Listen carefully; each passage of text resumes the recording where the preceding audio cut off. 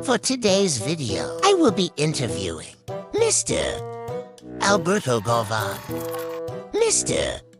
Galvan works under a well-known U.S. plasma pharmaceutical company, CSO Plasma Manager.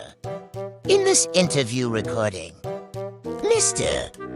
Galvan will be telling us about what it is like to work in the field of management, answering a few questions like what are primary duties associated with his job, or describing a typical week in his profession. Warning: these voice-recorded answers are quite long. Can you provide a brief overview of what your profession entails? I'm currently an operations manager at a plasma donation center. I oversee all the center operations. It is my responsibility to make sure the processes that we have in place run effectively and efficiently. We as a team ensure all aspects of the business are in compliance with the federal rules and regulations, GHA, OSHA, and other state and local health agencies. The different areas I oversee are the employee trainings, facility condition, HR department, donor relations, company standards operations procedures, and marketing. What inspired you to pursue this career?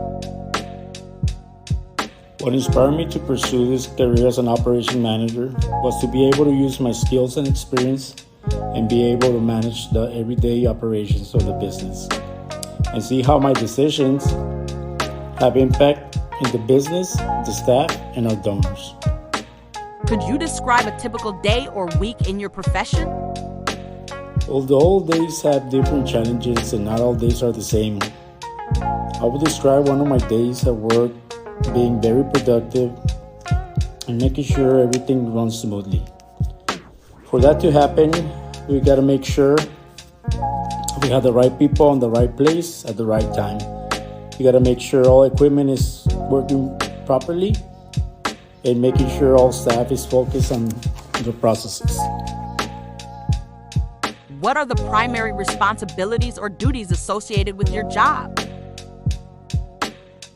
My primary responsibilities at work is to run daily reports, conduct daily meetings with the staff and the leadership department.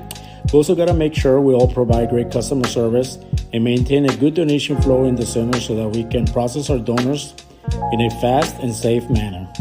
We also got to make sure all repairs in the facility and equipment are addressed right away.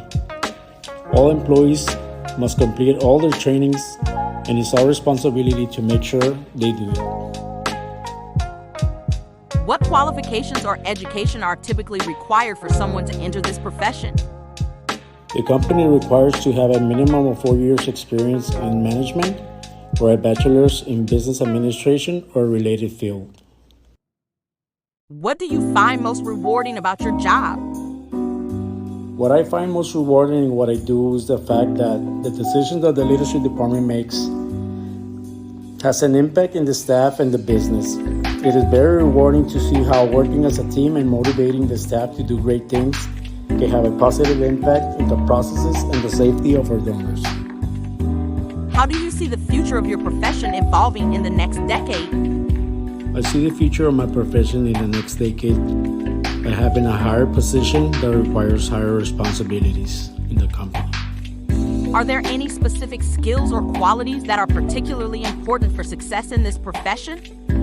Some skills and qualities someone must possess in order to be successful in my position will be to be a leader and not a boss.